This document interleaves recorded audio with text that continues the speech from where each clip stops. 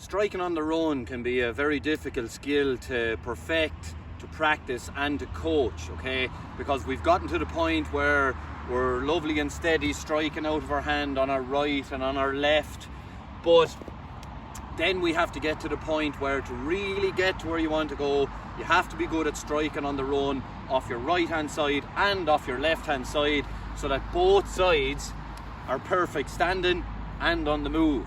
Alright, because to really get to where you want to go, you have to get these skills nailed down. Alright, now the strike on the run, if I'm moving in this direction, okay, this is the tricky part, is the transition of the slitter from hand to hurl.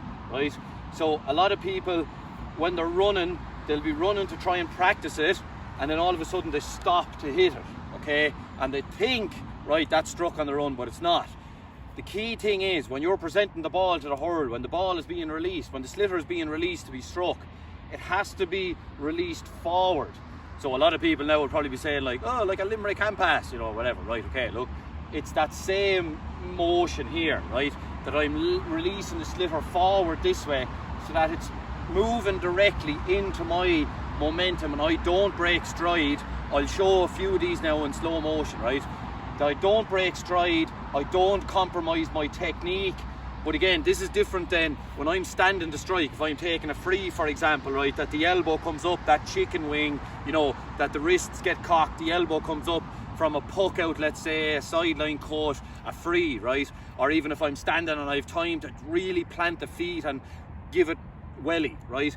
This is the hurling in the phone box stuff, right? Where my elbow actually has to stay tucked in and it becomes all wrist work, okay? That you're moving in a smaller, way tighter area, a much quicker strike, but also, right, it's all wrist. The hurl has to stay here, so you don't compromise the technique on the left, that you end up going back to your push strike, right? That you're on the run, but you're doing the push strike. You still have to maintain the technique of this swing, this lovely wrist swing is what you're looking for, okay?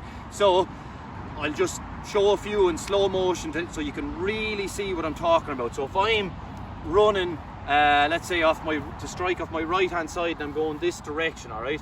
As I'm running, the slitter must come forward. It must come forward with me, okay? So again, look, if I'm running this direction to strike it, the slitter is coming out of my hand and I have to go and get it, all right? So it's not coming straight up like when you're standing. It comes straight up like that, okay? That's not what we want. We want it to come out like that, so then you're coming with it. You don't break stride, and then it's just eye on the slitter, and trusting in your technique.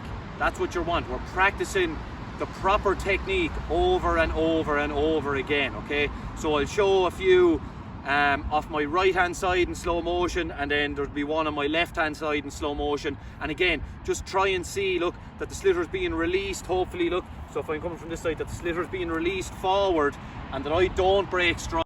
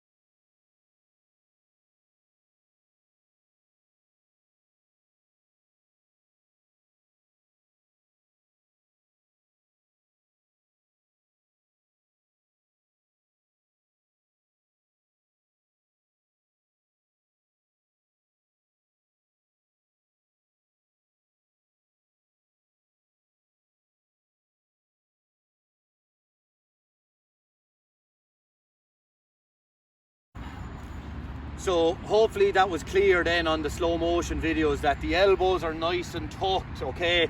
They're tucked in by your side. We're not getting the chicken wing in on this one. It's a short grip. It's nice and tight. It's all being controlled by the wrists. That's what we're looking for, right? We're trying to create the perfect hurler here, okay, the perfect hurling swing, that we don't compromise and go back to our push and like our bodies are twisting, our shoulders are twisting and our arms are hitting the slitter. It's the wrist. You're looking for the wrist. A nice short snappy strike with a shortened grip, elbows tucked, released in front, on the move. That's what we're looking for, right? To really build it step by step, right? Because I've said it before and I'll say it again, diamonds last forever, and so do the most skillful hurlers, all right? So hopefully this helps. Hopefully that video helps. A few tips there, like the rest of them, and get out and hurl.